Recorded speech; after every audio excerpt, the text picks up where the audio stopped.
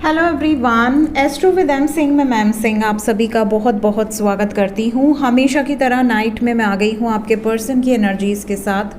देखते हैं collective level पे आपके पर्सन की एनर्जीज़ क्या हैं, सबकॉन्शियस माइंड में क्या चल रहा है, इमीडिएट एक्शन क्या एक्सपेक्टेड है।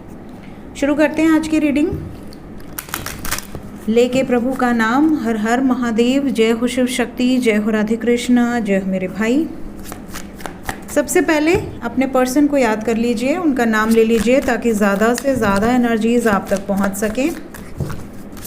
डीपेस्ट फीलिंग्स इस वक्त आपके पर्सन की आपको लेकर, वर्तमान भावनाएं। ये क्या है? मैंने अभी देखा, ये कैसे हो रहा है? अजीब सा है ना, थोड़ा मन करा पकड़ लो इसको। ये अजीब सा लग रहा है। काय झाले?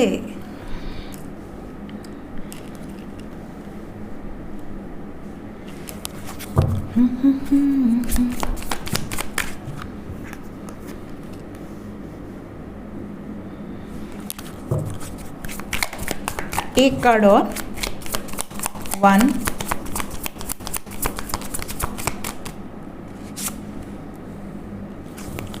बॉटम ऑफ द डेक से हमारे पास है कन्वर्सेशन, मुस्कुराहट वाली एनर्जी है या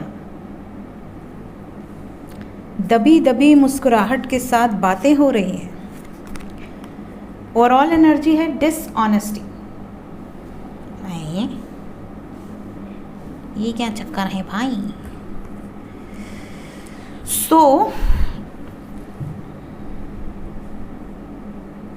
रीडिंग की शुरुआत डिटैचमेंट से हुई है। Overwhelm, mistakes, holding back. देखिए, काफ़ी लोग ऐसे हैं ना जिनके पार्टनर इस वक्त नो कांटेक्ट में है, बिल्कुल बात नहीं हो रही है, लेकिन ये ना अपने माइंड को स्टेबल नहीं कर पा रहे हैं। ये माइंड को स्टेबल क्यों नहीं कर पा रहे हैं? क्योंकि इन्हें कहीं ना कहीं ऐसा लग रहा है कि ये अपने आप को दबा रहे हैं, अपनी एनर्जी को सप्रेस कर रहे हैं। इनसे गलती हुई है।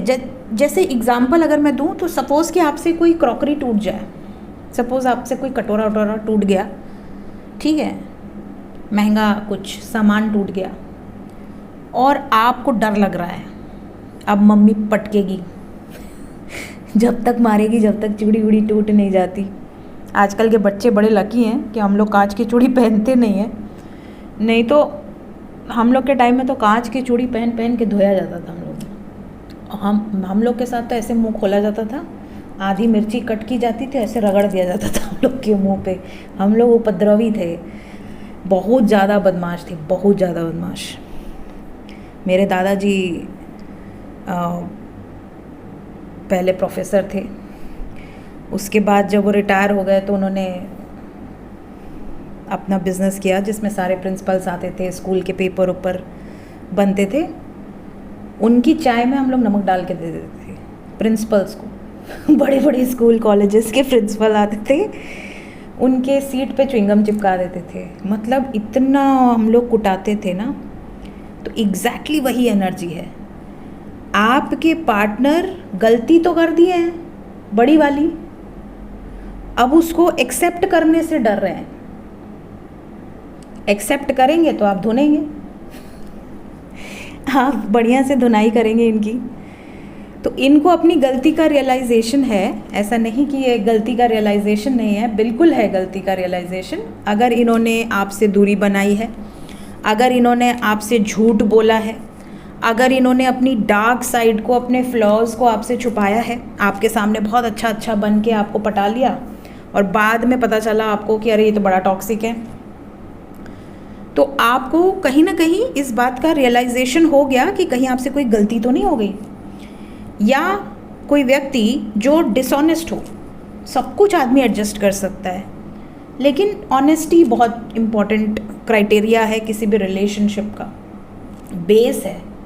अगर आपके रिश्ते का बेस ही लॉयल्टी पे नहीं टिका है, आपका पति या आपकी पत्नी या आपका बॉयफ्रेंड या गर्लफ्रेंड कहीं और जाके रिलेशन बना रहा है और आपको पता चलता है, तो आपके तो पैरों से धरती खिसक जाएगी ना, क्योंकि आपने भाई 7 जन्मों की कसम ली है उनके साथ। तो फिर ऐसे सिचुएशन में इंसान टूट जाता है, इंसान बिखर जाता है, इंसान अपने नियर टू डेथ एक्सपीरियंस को फेस करता है।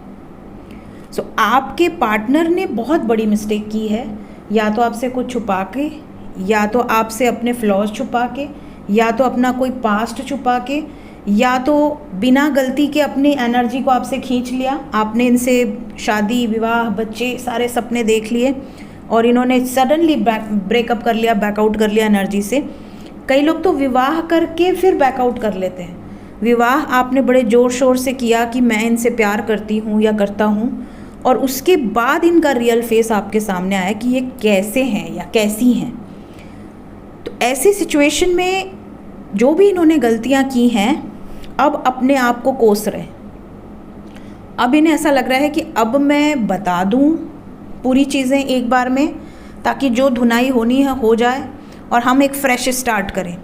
क्यों? क्योंकि ये अब फ्रेश स्टार्ट करना चाहते हैं। इन्हें अब ये रियलाइज़ हो रहा है कि मैं भूल नहीं सकता या भूल नहीं सकती, मैं हर मोमेंट को याद कर रहा हूँ या कर रही हूँ, उसके साथ बिताया हर मोमेंट मेरे आँखों के सामने घूम रहा है।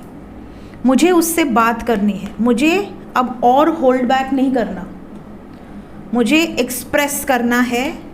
जो भी वो कहेगी या जो भी वो कहेगा, मैं सुनने के लिए तैयार हूँ, मैं बर्दाश्त करने के लिए तैयार हूँ। But this is the time जब मुझे अपनी गलतियों को एक्सप्रेस करना है।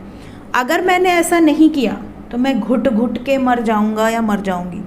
ये इनकी एनर्जी है इस वक्त, डीपेस्ट फीलिंग्स, एग्जैक्टली यही एनर्जी है। Let's check immediate action. इस वीडियो के तुरंत बाद 2 लगन की वीडियो पोस्ट होगी, ठीक है, कन्या और तुला। तो अगर नोटिफिकेशन जाती है तो ठीक, नहीं जाती है तो आप देख लीजिएगा, जिनका भी लगन है। नो कांटेक्ट वालों के लिए बताएं इमीडिएट एक्शन क्या एक्सपेक्टेड है नो कांटेक्ट वालों की तरफ। नो कांटेक्ट वालों के लिए फ़िलहाल 6 घंटे से 24 घंटे और आपको पेशेंस रखना है। उसके बाद काफ़ी लोगों की बातचीत होगी। आपके पर्सन इस वक्त बहुत आइसोलेटेड फील कर रहे हैं, आपकी याद बहुत आ रही है, बट फिर भी आपसे दूरी बनाकर रखेंगे। मेंटल कॉन्फ्लिक्ट बहुत ज़्यादा रहने वाला है, और अगर आप दोनों के बीच में कोई थर्ड पार्टी रही है तो उससे मूव कर सकते हैं, उससे डिटैच हो सकते हैं। ये एनर्जी है। Moving on and emotional withdrawal को क्लैरिफाई कर दें। मैंने कहा ना, जो भी थर्ड पार्टी है, जगलिंग बिटवीन मल्टीपल चॉइसेस या जगलिंग बिटवीन 2 सिचुएशंस या करियर इश्यूज़, जो भी अदर सिचुएशन है उससे मूव करके आपकी तरफ बढ़ेंगे। आपकी तरफ पॉजिटिव मूवमेंट नज़र आ रहा है। डेविल को क्लैरिफाई कर दें। नेक्स्ट एक्शन में डेविल क्या बता रहा है? आपके पर्सन आपके बारे में ही सोचेंगे, ऑब्सेस्ड हैं। जैसा कि मैंने अभी करंट एनर्जी बताई, आपके पर्सन 24/7 आपके बारे में ही सोच रहे हैं, अपनी गलतियों के बारे में सोच रहे हैं, और नई शुरुआत कैसे की जाए वो सोच रहे हैं और सोचेंगे। अगले 24 घंटे इनकी एनर्जी में यही दिख रहा है। सो बात होगी, कुछ लकी वंस 24 घंटे के अंदर भी हो सकती है।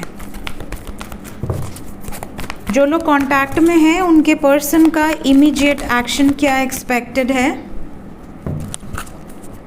जो लोग कांटेक्ट में हैं वो कांटेक्ट में ही रहेंगे। आपको ये क्लैरिटी मिल सकती है कि अभी और कितना इंतज़ार करना है फॉर मैरिज।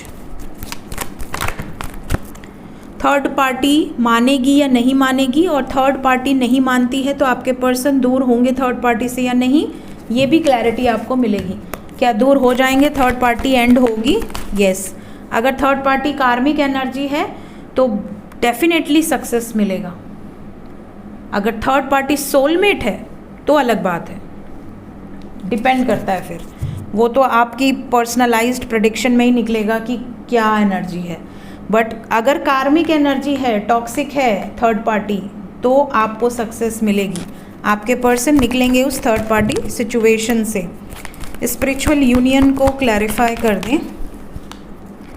आप दोनों के बीच में ब्लॉकेज है, जिसकी वजह से प्यार होते हुए भी, सब कुछ होते हुए भी, एक दूसरे के प्रति केयर होते हुए भी, बातचीत होते हुए भी, एक दूसरे के साथ सुख दुख बांटते हुए भी आप दोनों कमिटमेंट नहीं दे पा रहे। हील योर सोलर प्लेक्सस चक्र, थर्ड चक्र, मणिपुर चक्र, वीडियोस प्लेलिस्ट में मौजूद है। ठीक है, अगले 2 दिन की एनर्जी है ये, 48 आवर्स। एंजल्स क्या बताना चाहते हैं इस वक्त मेरे व्यूवर्स के लिए, गाइडेड मैसेज क्या है?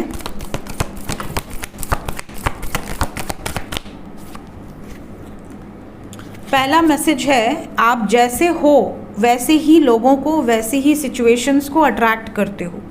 अगर आप अच्छे हो तो आपके साथ अच्छा ही होता है। अंत में सब भला हो ही जाता है, चाहे कितनी विपत्ति आए, कितनी प्रॉब्लम्स आए। So like attracts like. अगर आप 100 लोगों के लिए पॉजिटिव अफर्मेशन करते हो, पॉजिटिविटी सेंड करते हो, प्रेयर्स करते हो, तो आपके लिए भी जब आपको नीड होगी, सडनली यूनिवर्स आपके लिए प्रे करती है, यूनिवर्स आपकी लाइफ में चमत्कार करती है। अगर आप किसी को कर्ज करते हो, आप जेलस रखते हो, आप लोगों से चिढ़ते हो, लोगों की तरक्की देख के चिढ़ते हो, लोगों के ग्रोथ को देखकर चिढ़ते हो, तो आपके साथ भी वो डाउनफॉल आपको फेस करना पड़ेगा। तो जैसी आपकी भावना होगी वैसी ही आपकी गति होगी।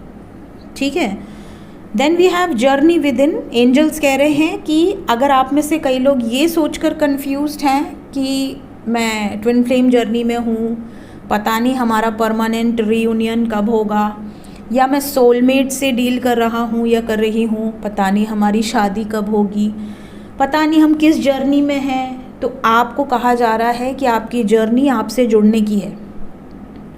इस बर्थ में आपका पर्पस है अपनी सोल से अलाइन होना। जब आप अपनी सोल से अलाइन होते हैं तो आप यूनिवर्स से अलाइन होते हैं, और जब यूनिवर्स से अलाइन होते हैं तो आपका जो भी डेस्टिन पार्टनर है उससे यूनिवर्स आपको अलाइन कर देता है। मर्कबा एक्टिवेशन यहाँ पर होता है। अलाइनमेंट जब आपकी होती है, परफेक्ट अलाइनमेंट, तो आप अपनी लाइफ में जिस जर्नी के लिए आए हैं वो आगे बढ़ती है। आपको कुछ करना ही नहीं है, एफर्ट्स ही नहीं लगाने, अपने आप होती हैं सारी चीज़ें। वो अपने समय पर, परफेक्ट टाइमिंग पर कहाँ से आएगा, कैसे आपकी ज़िंदगी में वो इंटर कर जाएगी या कर जाएगा, आप सोच भी नहीं सकते। अनएक्सपेक्टेड वे से आप बाद में सोचोगे कि कैसे मिल गए यार, क्या था वो ये वाली चीज़ें होंगी। Make each day count. काफ़ी लोग हैं जो अपने दिन बर्बाद कर रहे हैं। आप अपने दिन को इस तरह से बर्बाद कर रहे हैं कि आप सुबह उठ रहे हैं, फिर आप लोअर वाइब्रेशन में हैं, आप रो रहे हैं, आप तड़प रहे हैं, आप बहुत ज़्यादा परेशान हैं, आँखों से आंसू नहीं रुक रहे। ये एक डाउन फेज़ है, सबके जीवन में आता है। लेकिन अपने हर दिन में ऐसा कार्य ज़रूर कीजिए जिससे कि आप उस दिन को याद कर सकें। हर दिन आपको मिल रहा है एक पूरा 24 घंटा, एक नई लाइफ एवरी डे, जिसको आप वेस्ट ना करें। कुछ ऐसा ज़रूर करें जिससे वो दिन यूटिलाइज़ हो। किसी के चेहरे पर मुस्कान ला दिया आपने, किसी की पीड़ा हर ली, किसी को खुशी दे दी। कुछ तो ऐसा कर लीजिए जिससे कि वो आपको याद रहे कि हाँ मैंने कुछ किया। आज के दिन किसी के चेहरे पर तो स्माइल आई होगी। एक व्यक्ति, एक पशु, एक पक्षी, कोई तो आपसे आज के दिन प्रसन्न हुआ होगा। ये आपको ज़रूर करना है। ठीक है, सो ये थी गाइज आज की रीडिंग। मिलते हैं नेक्स्ट रीडिंग में, और इसके बाद तुला लगन और कन्या लगन वालों के लिए प्रेडिक्शन लोड हो जाएगी। Take care, bye bye.